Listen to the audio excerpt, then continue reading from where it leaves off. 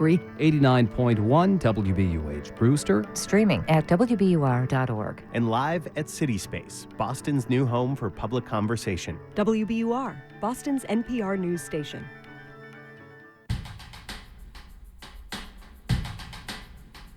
From the Center for Investigative Reporting and PRX, this is Reveal.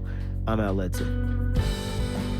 As baby boomers age across the United States, there's an industry on the rise. How do you make money owning a residential assisted living facility? Show me the money. Round-the-clock care for seniors with an easy-to-follow business model. There is a lot of money to be made. We call it America's untapped business opportunity. This is called income, because it's really coming in. But that income has a price. Work all day, I work all day. Straight all the way. Today on Reveal, worker exploitation in the care home industry.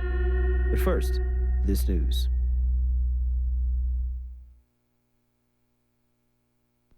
Live from NPR News in Washington, I'm Barbara Klein. The White House says the U.S. and Bahrain will hold a Peace to Prosperity workshop at the end of June. Palestinian economic development is the focus. It's part of the yet-to-be-unveiled Middle East peace plan being developed by President Trump's son-in-law and advisor, Jared Kushner. In Iraq... You pay attention.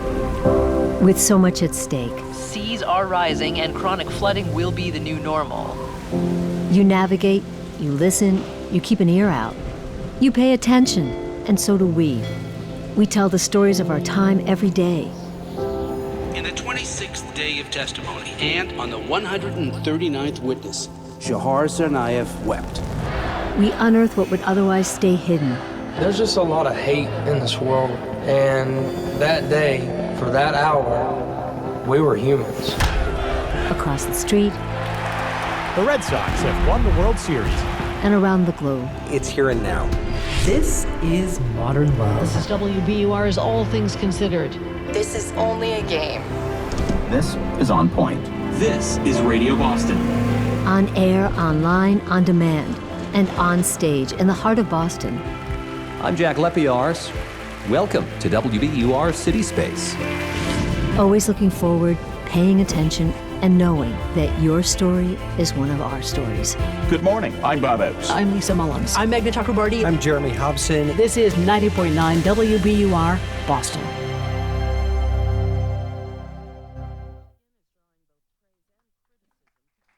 I feel like something momentous should happen right now.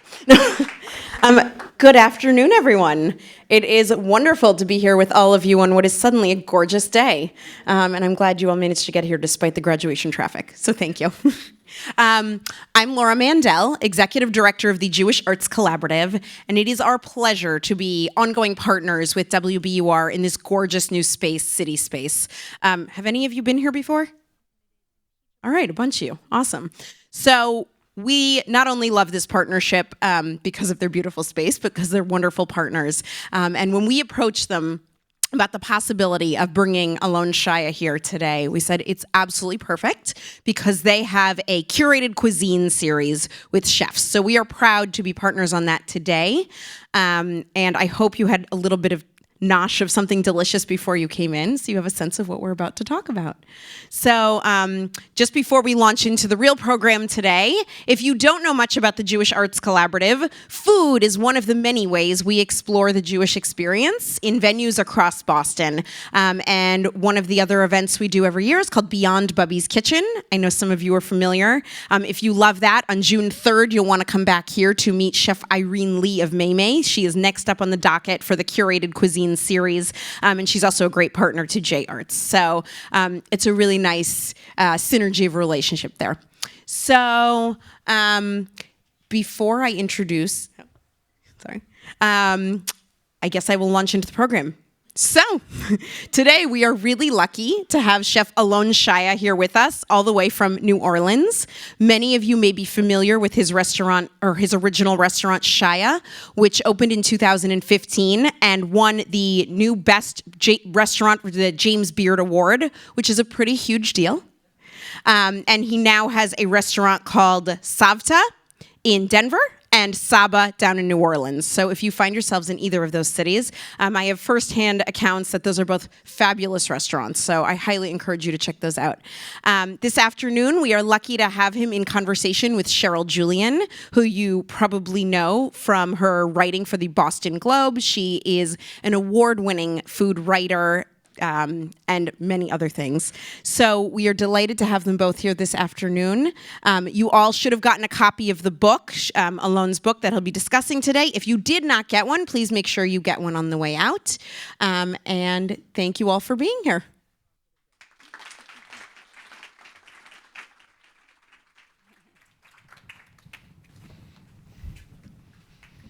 Hey guys. Hello.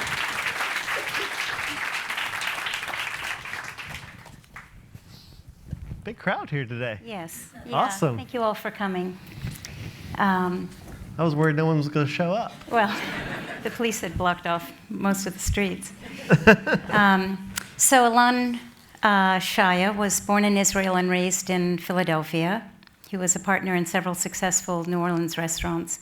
And now with his wife Emily owns Saba in New Orleans, as you heard, and Safta in Denver. So Alon, if you were to write your own entry in the guidebooks for New Orleans and Denver, how would you describe Saba and Safta? Well, it's hard to describe because it's kind of such a life story for me, and the foods that we cook and the way that we kind of present the menus and think about the service really is a culmination of all of the experiences that I've had with food and with identity growing up, being born in Israel and growing up in Philadelphia and traveling the country and cooking. And so if I was going to bring it down to a sentence, it would be that we like to create food that evokes memories. And we want you to come to the restaurants and taste the food and think about times that food made you feel good. And usually that's equated to times with family. It's usually equated to moments in your life where family is together and you're celebrating something or you're mourning something. And I always feel that when food is done the right way, that it kind of brings up those good times, those bad times, and makes you think about things that you've gone through in life, and that's what I love about it. Is spaghetti bolognese on the menu with pita and hummus? It's not. No, okay. No. So you're leaving out the main event. Yeah. Well, but spaghetti bolognese would, for a lot of people, bring back a ton of memories. Right. So those are the foods that I like to cook. Specifically at Saba and Safta, it's the foods that my grandmother taught me how to cook. Mm-hmm. My mother taught me how to cook, and who here has had matzo ball soup before in their lives? Raise your hand. So everyone in the room, when you come and you taste the matzo ball soup, I want that to bring up memories. But I also, want you guys to think about it a little bit differently at times too. We make a matzo ball soup with duck meat, and that's something that I think is very tasty and different, but Has anyone ever sent it back?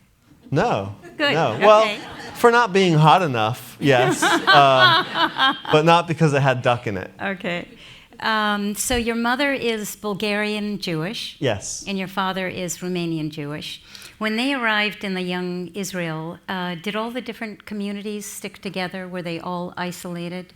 They were, yes. So in Yafo, or in Jaffa, just south of Tel Aviv, many of the Bulgarian immigrants landed there. Mm-hmm. So my grandmother was a pharmacist in Bulgaria, and my grandfather, also from Bulgaria. They didn't know each other when they both came to Israel, but they fought in the War of Independence. And my Safta was, doing pharmaceuticals for the medical, for the whole medical side of the war, and my grandfather was fighting on the front lines. So he got wounded in that war. He was standing next to a truck that exploded, and he had a bunch of shrapnel in his leg. And as he was, sitting there in the infirmary, a beautiful woman named Matilda came to take care of him, and that's how they met.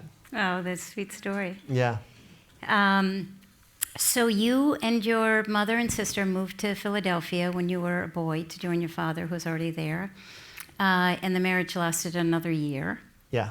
You write about them fighting in the other room. And after the divorce, you were spending a lot of time alone because your mother was working 2 jobs, and your older sister found refuge at her friend's. Mm-hmm. It seems like an experience that would be very formative. Mm-hmm. Yeah. I was 2 years old when my father left Israel. He fought in the Yom Kippur War in '73, and then tried his hand at opening a framing shop in Jaffa.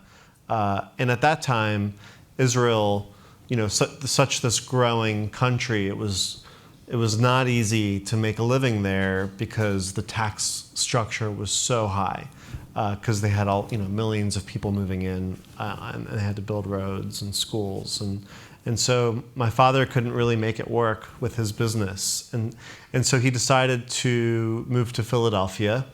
My aunt, my mother's sister, was already living in Philadelphia, and when my father, he left to start raising money for my sister and I to follow him. I was 2 when he left, and I was 4 when my mother and my sister and I finally made it to Philadelphia. And it was a very rough transition, I think, on all of us. And my father and mother divorced about a year later. So I'm 5-year-old in suburban Philadelphia. My mom's working 2 jobs. She was selling tickets at a train station and working accounts payable for a big oil company. And my sister was 10, 11 years old at the time, so she already was old enough to kind of have friends, and she was playing the clarinet, and she had all these after-school activities. And so I would come home by myself and have the whole day at the house, which for a 5-year-old or 6-year-old, that's awesome. Right? I had free reign to do whatever I wanted. So I'd watch television. I was really keep continuing. I didn't learn how to speak English until I came to America. So I would watch a lot of Sesame Street, and I joke that for a while I had the Cookie Monster's accent, which for me as an immigrant 5-year-old in America, just made things even more awkward than they should have been. And I had all of this time. So my mom, we cooked a lot at home. My mother was an amazing cook. My grandmother was an amazing cook. And in Israel, cooking, that was what they did. They cooked together. It was not just for food. It was so much more than that. It was very much of the social activity. And I remember being very young that all of my mother's friends would come over to the house, and they would all cook together, and that was just how they spent their days. So that was something that was familiar to me. And when I would have all this time and I would be hungry, I'd go in the kitchen and I'd find ways to cook and find things to make. So I started cooking very, very young. By 7, I was already preheating the oven to make hamantashen and rolling out the dough. And I was also getting in a lot of trouble as well, as any 7-year-old by themselves should do. So describe the visits when your Bulgarian grandparents, your mother's parents, when they came to Philadelphia. Yeah, I have this very vivid memory, and it's how really the book starts, and it's with me.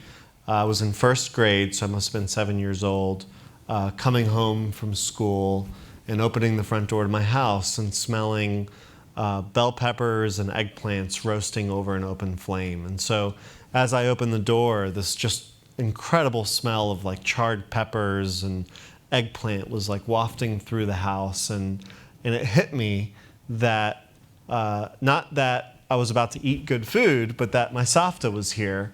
And to me, that really made me feel like our family was back together, because we were definitely separated. I was very close with my Saba and my Savta in Israel, and here we are. I'm by myself a lot. My dad wasn't really around, and when I smelled those peppers blistering over the fire, I just knew that like family was back together, and it had this really, I think, profound effect on me that I was going to be back in a very comfortable, safe environment. And so I, would run into the kitchen and I would help my Savta peel the peppers and chop them up. So can you describe this dish that she made? The lutenitsa. Lutenitsa. It's a Bulgarian spread of fire roasted peppers and eggplants and garlic and tomato. You have to explain how she fire roasted her peppers and yeah, eggplant. She would take them and this is before they all had stickers on them. She would just take them. Now it's like the first step is pull the sticker off. But she would take them and she would just put them on these little metal grates right above the fire and just cook them and slowly turn them. On the gas burner. Right on the gas burner until they were really, really dark and charred. And then she'd pull them off and let them cool a little bit. And then I would come up and help peel take all the charred skin off of it. And after all the charred skin was off, then they would get chopped up really fine. And she would take a pan with extra virgin olive oil and very thinly sliced garlic and chopped parsley. And she'd warm the olive oil and start cooking the garlic and the parsley, and the whole house would smell like garlic bread. And then she would take a whole can of tomato paste and add it to the oil, and then just start caramelizing that tomato paste. And that smell alone really just kind of lit up the room. Like those sugars in the tomato paste would start to caramelize, and everything would start to turn really golden in the pan. And then in goes the chopped peppers and the eggplant, and those would then release a lot of the natural waters that they had. And she would cook that over a low flame for overnight, very low and very, very slow.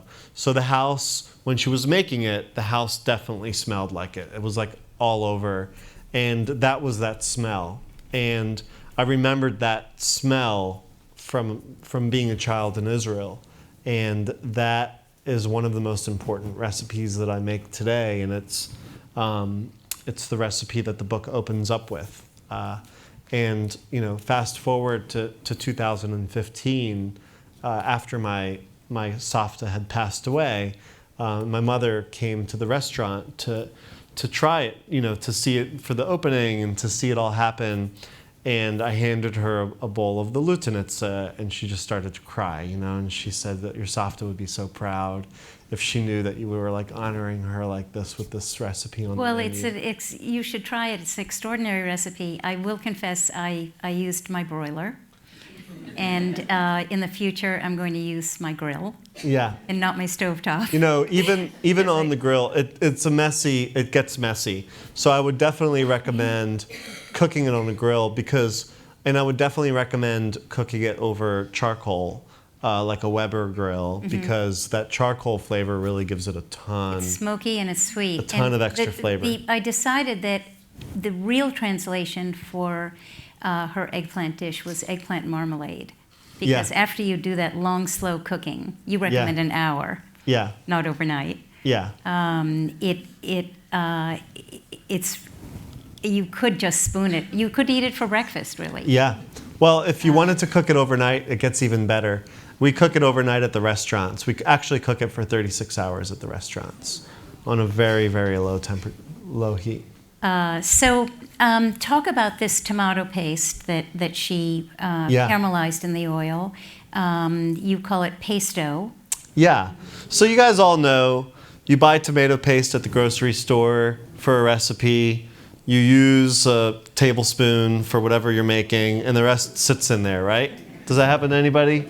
And then you're always like, what the hell am I going to use all this tomato paste for? Well, this is the answer to your problem, because this is, to me, and it's such an easy thing to do, but it becomes this sweet, caramelized, like a tomato marmalade, like you said. It's tomato paste. We called it like tomato pesto for a long time at the restaurant, so I just married those words and called it tomato pesto. And that's fun to say, I think, too. And so what we do with that is like I actually was on the Today Show last Monday, and I did this exact recipe. So you can go on today.com and pull up the video of me making this. But we take eggplant and just slice it and season it, lightly dredge it with flour and egg and breadcrumbs, and then pan roast it till it's all golden brown and crispy. And then you take that and then you rub the tomato pesto all over the top of that, and it's one of the best things ever. And my Safta, one of the things that she would do is she would make that, and I would come home from school and there would be a big platter of all these fried eggplant slices with the caramelized tomato paste on top, just stacked up on the table, just at room temperature. And I would go and get a couple of pieces of white bread and slather it with cream cheese, and then put that tomato with that eggplant with the tomato paste on top, and just eat that as a sandwich. And so now what we do at the restaurants is we use goat cheese that we mix with chopped herbs and some garlic that we shave thin, and a little bit of salt, and then we serve that like on a really good, whole grain like ciabatta, or we do it in pita bread at the restaurant, and some fresh arugula dressed with lemon and extra virgin olive oil. So that's a really good move. And that recipe's in the book. So okay. Make that first. Please. So another recipe I made was her lamb kebabs. Yes. Her Bulgarian lamb kebabs. You have a lot of bread in there that you soak in buttermilk. Someone told me years ago that the best meatloaf and meatballs do have a lot of bread. Sure. And then, but you soak them in buttermilk, and then you add powdered milk to the mix. So how did that all come? Well, this is where they're very light and they're very lamby. Yeah. So science. Buttermilk. So when you make a traditional kebab, my grandmother would make it, and she would soak the bread in just regular milk and add it to it. But the traditional recipes always have a little bit of baking soda in the recipe, so that as they cook, they kind of rise. They get this kind of almost like souffle-like texture to the inside, and that's what gives them that beautiful, like really tender texture. But baking soda needs an acidic environment to be able to actually activate. And buttermilk has a higher pH level than just regular milk does. So I switched it to buttermilk so that the baking soda would act faster, so that I could put less baking soda in there and reduce that flavor a little bit, but still get the rise from it. And so that's kind of the science behind why I went with buttermilk instead of regular milk. And then the powdered milk, 1 gram of powdered milk that you buy at the grocery store can hold 40 grams of water. So if you take the powdered milk, and a lot of times when you buy it at the grocery store, it's whatever that brand is. Carnation, yeah. The powdered milk is pretty... Bob's Red Mill makes it now. Oh, yeah. Yeah. And so you'll see it. It's kind of like a coarse texture.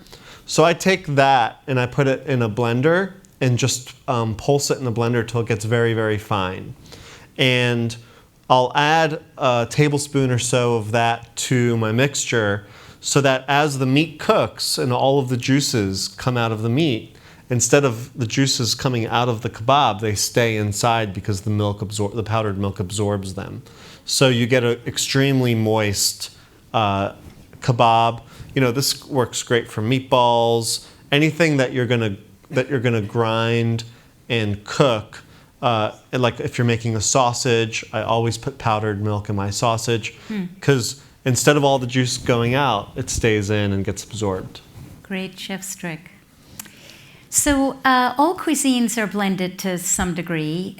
Israel's is unusual because it's a modern state, and in a short amount of time it became a mishmash of food cultures. Can you tease out the pieces they are now, the food? Yeah. Saying Israeli cuisine, which most people have no idea what that means, right? Like when you say Israeli cuisine, it's hard to kind of pinpoint what that really is. It's like saying American cuisine. American cuisine is California rolls and pepperoni pizzas and fajitas, right? But it all comes from other cultures. And so Israeli cuisine is very much the same way. The Jewish diaspora that came to Israel in 48 and then after brought their food cultures with them, just like my Savta came and brought her Bulgarian food culture, but so did the Yemenites, and so did the Moroccans, and so did the Turks and the Greeks and the Polacks and the Russians, and all of the Jews from Germany and France that all came to Israel, all brought with them their cooking histories and their recipes. And then all of those recipes started to then kind of meld, right? Like you had a Yemenite person marry a Moroccan person, and the way that they cook at home then becomes that cuisine, and that's what the kids grow up with. And Israel, not that long ago, like back in the 80s, there were hardly any restaurants. It was just mostly falafels and shawarma stands and hummusiyas. And now you go to Israel and there's restaurants everywhere, amazing restaurants, fine dining, casual, upscale, the whole spectrum.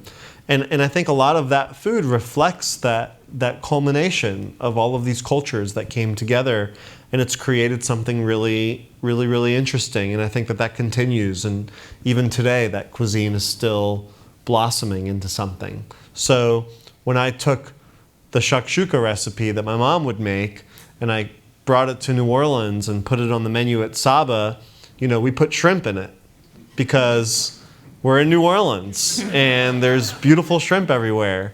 I know it's not kosher, but it's another example of how those things come together. So shakshuka's from North Africa.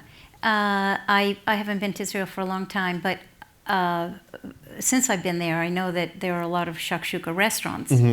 And if you ask most people, they'll tell you it's an Israeli dish. Right. How did it get to be popular enough to have its own restaurants? And I assume it's Tel Aviv.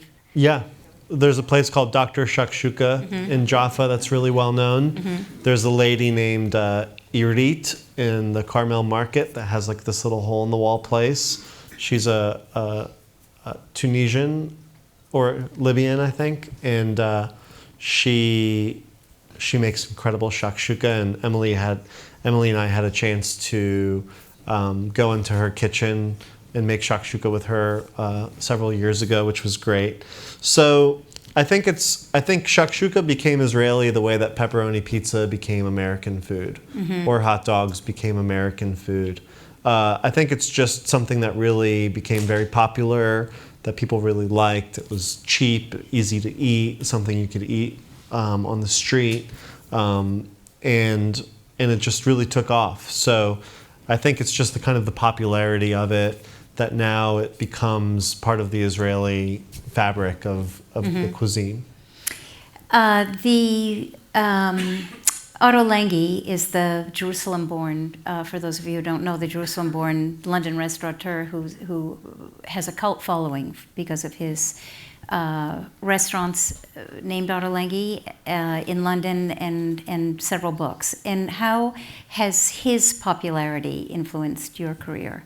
Very much. I think he really opened the door for a lot of chefs such as myself to feel comfortable and confident in cooking Israeli food.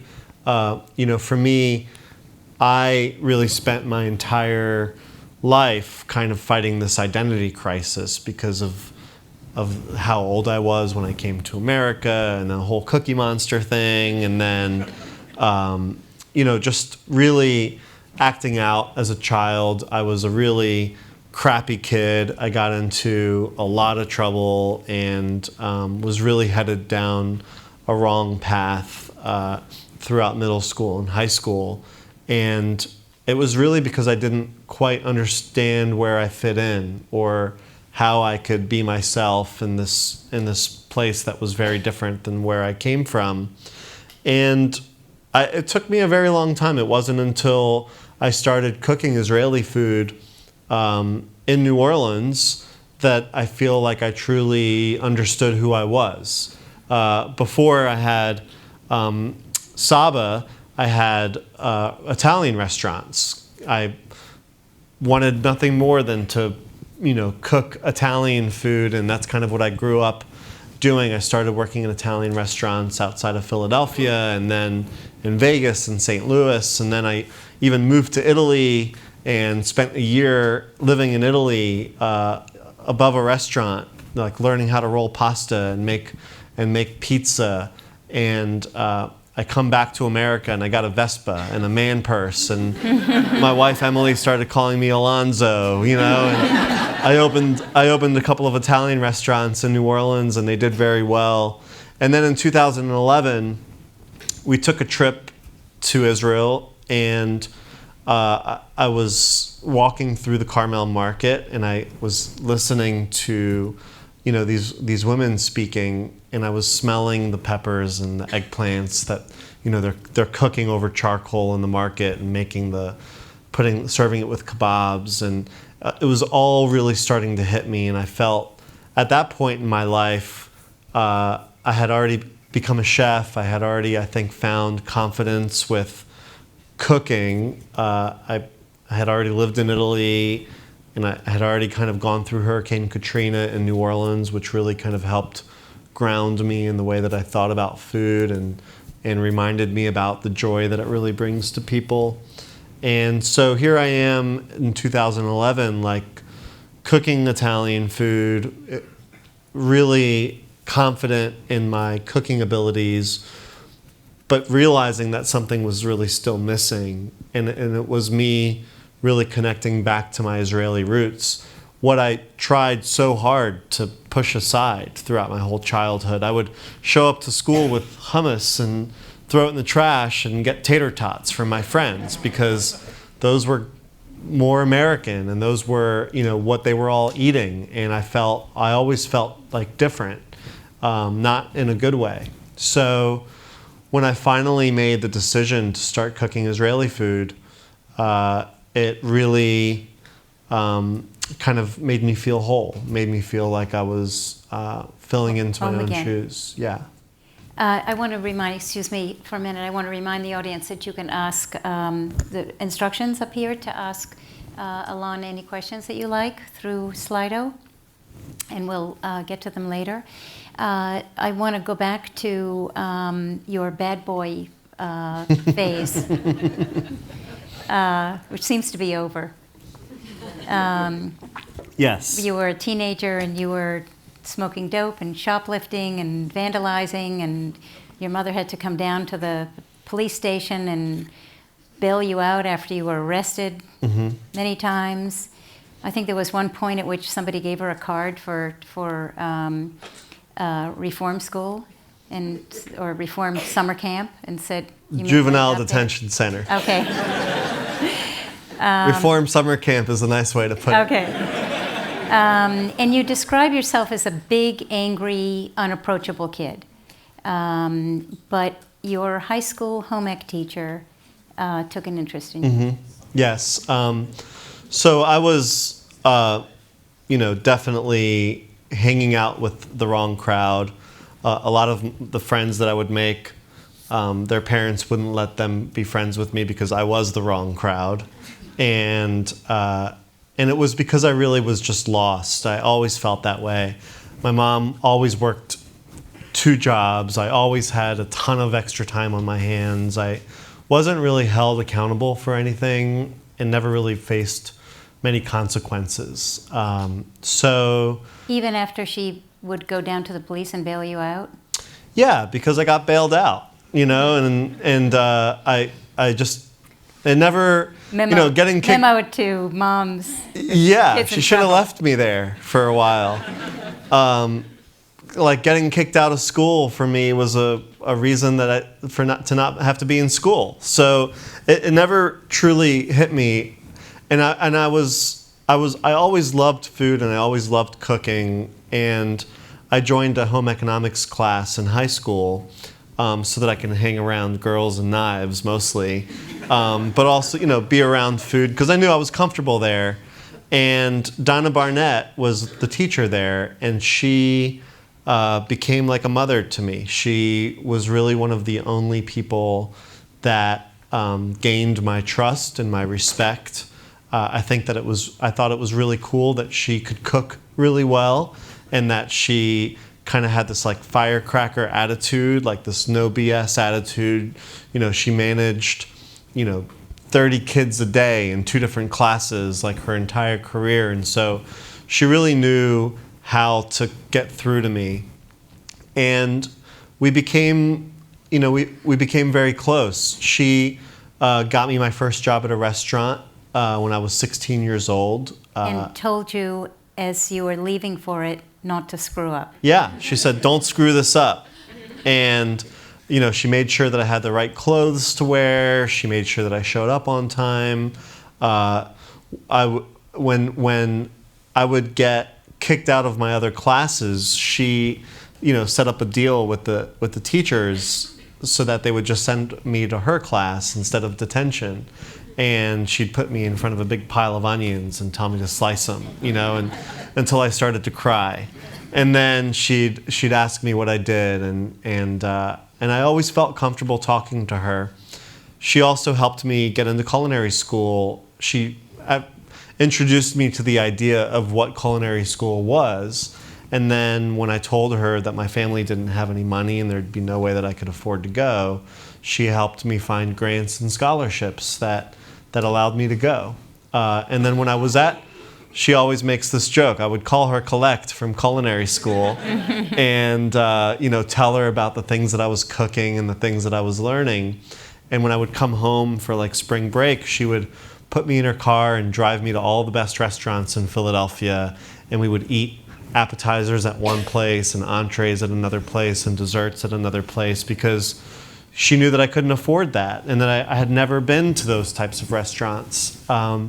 So we really created a very special bond, and she always has been a part of my life. Now we've started a foundation together called the Shaya Barnett Foundation, and we help culinary curriculums in high schools really develop. As you guys mostly know now, that education has really gone towards standardized testing, and it's all college prep. And there's a lot of people that aren't meant for college. I was one of them. Had I gone to a 4-year university, I probably would have either left early or failed out or whatever. But I went to this culinary school and I graduated with perfect attendance and almost straight A's, and because I finally found something that I loved. So Donna helped me find a path forward, and she's just been a huge part of my life. And now together we're working in the Denver and the public school system there. We're working in New Orleans in the charter network in New Orleans, and our goal is to make a difference in someone's life the way that she made in mine. Save another life. Yeah, and we've been working with a school called Edna Carr. It's a 99% free and reduced lunch school in New Orleans.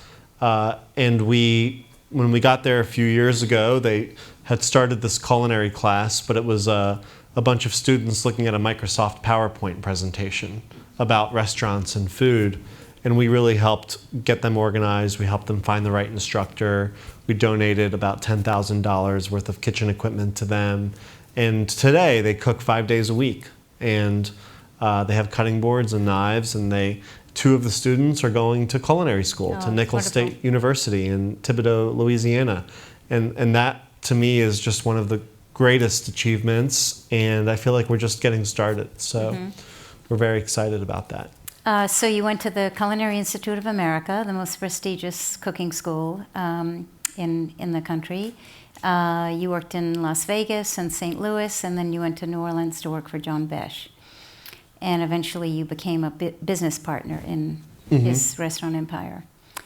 And you opened Domenica and Domenica Pizza in Shaya. When the local New Orleans newspaper, the Times-Picayune, was investigating Besh about sexual harassment accusations, you talked to their reporters and you were cut out of the company. Besh told the Times-Picayune later that it was because your relationship had deteriorated, and you told the Times-Picayune that you thought it was because you had talked to them about the investigation. And in the settlement, you lost Shaya, for which you won a James Beard Award. Yeah. I read that it was a mile away from Saba, so you must drive by it. There's a place in New Orleans that has your name on it that you have nothing to do with. How weird is that? It's pretty weird, but look, I joined that organization when I was 23 years old, and I grew up a lot over the years, and over the years developed a really deep understanding of what my values were and the things that I felt to be important to me and to my family and to the people that I wanted to surround myself with. And I really found that I had outgrown a lot of the people that I grew up in the business with. I didn't feel comfortable, and I felt like I didn't feel like I was in a safe and comfortable work environment. I eventually did talk to a reporter and got fired for it, and lost everything that I had. But I gained a sense of understanding of who I was and what's important to me. And it turned out to be a blessing. So, I'm not involved with Shaya Restaurant anymore, which I know a lot of you guys have been to. But Emily and I created Pomegranate Hospitality right after I got fired from the restaurant group. And we created Pomegranate Hospitality because pomegranates they're a very symbolic fruit. They have 613 seeds, which are the commandments in the Torah, the 613 commandments. Most people only hear about the top 10 list, but I together with Emily, we wanted to create something that we felt was full of goodness and that we felt could blossom and help spread seeds that blossom into more positivity. So we started Pomegranate Hospitality and created a mission that we were going to create a safe and comfortable work environment for our team, and that we're going to put our team members first. And we created 9 core values for our company that include empowerment and accountability and equality and communication, passion, education. And as we created the company, we really built those values into the blueprint of what we do every day, of how we organize ourselves. You can ask, what do you do to, how do you quantify passion or creativity with like a standard operating procedure? And the answer for us is that we decided to only open the restaurants 5 days a week and close on Mondays and Tuesdays. We also decided that people have a family. Yeah, we also decided that we would close between lunch and dinner so people would have the time to sit down and eat family meal together, where we could do proper training. We and that allows people the brain space to unwind and to decompress so that they can be passionate and they can be creative. As far as education goes, we host lunch and learns every week, and every week one of our team members is able to stand up in front of all of their colleagues and teach them something. So everything from how to polish a snowboard, which was a class that we did in Denver. One of our managers did a lunch and learn about Beyonce. We've had lunch and learns about existentialism and Southern journalism. We've had lunch and learns about wine regions or fermentation, making hot sauce, and so we've looked to create a pathway for each of those core values to really come to life in everyone's experience at the restaurants. We offer health benefits. We offer an employee assistance program so that people dealing with mental health and stress or financial or legal issues can get free advice and free help with that. We pair up with local mental health organizations to try to do these wellness seminars. We did one of those at Saba that went over really, really well. We've helped our team fight addiction. We've helped some of our team members who have been homeless find places to live. I mean, we really work really hard to live up to these promises that we're making to everybody. And when I found myself surrounded with people that I no longer respected or cared for, it was time for me to make a change, and this storm happened in a way that cleared the path for us to move forward in a way that we feel will be so much better for our lives. So when you, thank you. I'm glad you. So now when you come to New Orleans, just drive by Shaya, just like I do, and head to Saba, and we have great pita bread and hummus there. Okay, so finally, I think it's every Jewish mother's dream to open a book and see her name. Sorry, I didn't mean to do that so dramatically. I can't read this or I would get teary, but I want you to read the dedication. To my mother, Eliza, you have spent your entire life living for mine and have always loved, believed, and trusted in me, even when I gave you reason not to. And yeah, I gave her a lot of reasons not to. And she really is just one of the sweetest, most amazing people in the entire world, and has always just, when Donna got me my job in high school, and I would go to school from 7:30, 8 o'clock in the morning till 3 o'clock in the afternoon, and then I would need to go get to the restaurant, and I would work till midnight, and I did that when I was 16, 17, 18 years old. My mom took out, cashed in on her 401k and bought me a car and allowed me to be able to get back and forth from school to work, so that I could really make something of myself and live out this dream. And it's not like we had the money to do that, but she found a way to make it happen, and she's done that a lot. So, to my mom. Good for her. Okay, I'm going to ask you for a couple definitions of words. One is za'atar. Yeah. Z-A''ATAR.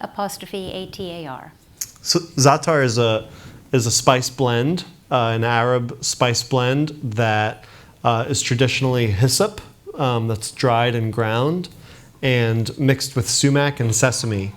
But there's a lot of different variations of it, and some chefs put dry oregano, or dry mint, or dry thyme into that mixture as well. And you'll see some of them have a lot more sesame, some of them have toasted sesame, some of them have untoasted, other ones are more sumac forward. So there's a lot of different styles of it. Baharat? Yes.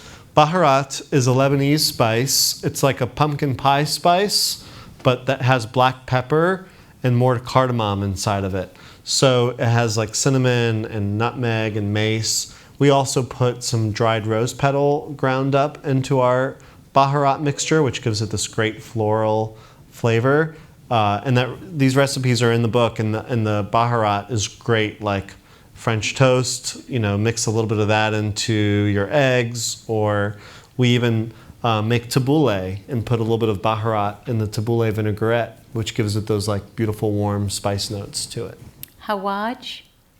Hawaiish, yeah. It's a Yemenite spice blend that's very turmeric forward, so it's like yellow, but also has black pepper and cumin in it. And it's a famous spice blend that they put in their chicken broth and their soups to make Yemenite soup with. Pomegranate molasses? Yeah, so the pomegranate molasses is pomegranate that's cooked down until it's like a thick syrup. And so it has this great, very acidic flavor to it, but also this caramelly sweetness to it as well. Really good to put into salad dressings. So everyone makes salad dressings and you're like, well, it doesn't really have like a pop or kick to it, or it doesn't necessarily translate the flavor into the lettuces. Pomegranate molasses is a great way to do that. Okay, so now we're going to play a game I call buy or sell. Okay. So buy is yes and sell is no. So it's just buy or sell. Okay. I don't need any commentary. Store-bought molasses. Store-bought hummus. Sorry, store-bought hummus. Sell. Okay. Hummus with chipotle peppers or other odd ingredients. Sell. Powdered harissa. Buy. Supermarket pita. Sell. No-fat yogurt. Buy. Frozen puff pastry. Buy. Kosher wine. Buy. Restaurant service fees for kitchen staff. Buy. Falafel food trucks. Buy. French fries inside the shawarma wrap-up. Buy. Bacon in kugel. Buy. There's a recipe in the book. That's why I'm asking. You can leave the bacon out if you want. Okay. Online restaurant reservation services, and I'm asking this because I know you pay for them. We don't, but you do. Yes, buy. Okay. Deli hoagies. Buy. Philly cheesesteaks. Buy. New York cheesecake. Buy. Servers who call customers you guys. Sell. Okay. Okay, so are there questions? I don't see any. Candace? Okay. I don't see them on my phone. Yeah. Okay. All right. What made you choose Denver? So, Denver is a result of the pursuit of happiness that my wife Emily and I have for ourselves and our lives together. We love being in Colorado. We love the balance that it brings to our lives, and we wanted to spend more time out there, and so we decided to open a restaurant out there. Okay, how about a kosher Israeli restaurant? Is this still buy or sell? No. Oh. But you can just say sell. Kosher has just never quite been my thing. I didn't grow up eating kosher. The bacon kugel recipe that you bring up is a great point, because the way that the book is structured is in chronological order. So the way the recipes show up in the book kind of like talk about the moment in my life at the time. And so in culinary school, I was kind of trying to reconnect with my Jewish identity, but I didn't feel like there was anything wrong with bacon, so I would make bacon kugel. Okay, who does your graphics and branding for the restaurants? Yeah, we've used a company called Us Creative, which is based out of LA, and they've done a really great job for us. And at Saba, you had a green shakshuka. Yes. Which has been added to the menu. How much of your menus are perennial versus new? I'd say probably 50-60% of our menu items regularly change because of the seasons. The green shakshuka, we grow tons of greens in Louisiana. Collards, mustards, spinach, they just grow like crazy out there. So that was a good way to mix it up a little bit. And it was an idea that our chef, Kara Peterson, who runs Saba, the kitchen at Saba, came up with. So it's very much of a collaborative effort that we really want our chefs to come up with a lot of the ideas and to execute them. And where are you eating while you're in Boston? Well, we ate at Oleana last night. So good, really, really good. We went and had some Vietnamese food today for lunch, which was also really tasty. And I think we're doing sushi for dinner tonight. And sharing tips with the kitchen staff? Yeah, are you doing that now? So as a lot of you guys know, there's a big pay gap between what kitchen staffs make versus what servers make, and we're looking at ways right now to maybe try to lessen that gap. So we're very pro figuring out ways for our team to be able to make more money, and we're researching different options to be able to do that. Okay. What ingredients would you love to use at your restaurants, but they just don't work? Separating the milk and the meat, obviously, is one of them. Yeah.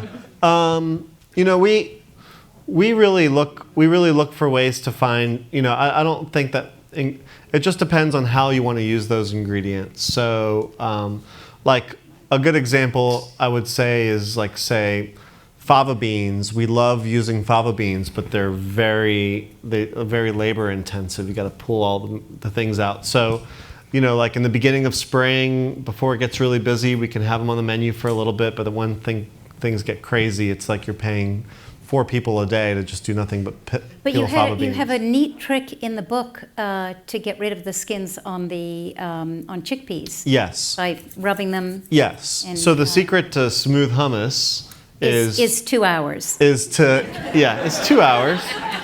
2 hours of your time. I mean, do it on a Sunday. To get the skins off. So we have some tips in the recipe about how to do that. Okay. I watched your segment on Netflix, Eating with Phil. I think that's what it was called. What did you stuff the fish with? Was it gefilte fish? So so Phil Rosenthal, who is the creator of Everybody Loves Raymond, is a dear friend of Emily and I, and he has this food show called Somebody Feed Phil.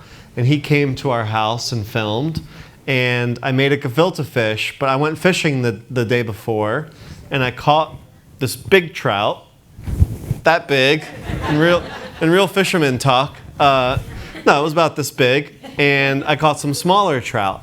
And we made gefilte fish with the small trout, and then stuffed it. And then I took the big trout and carefully cut all the bones out of it while it was still raw, and stuffed it with the gefilte fish, and then closed it and tied it up, and then slowly steamed that. So it was like gefilte fish stuffed inside of a whole fish, and then when you would slice it, you would see all the gefilte fish in there.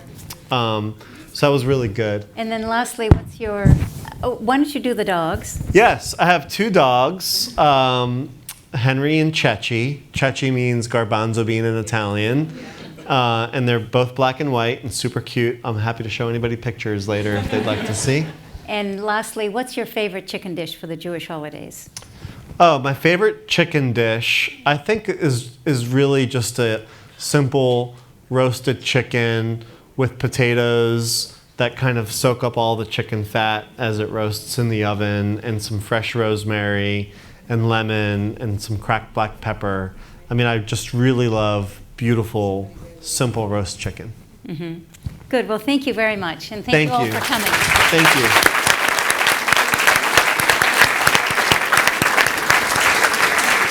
Thank you. That was great. Lightning. Support for Reveals provided by the Reva and David Logan Foundation, the John D. and Catherine T.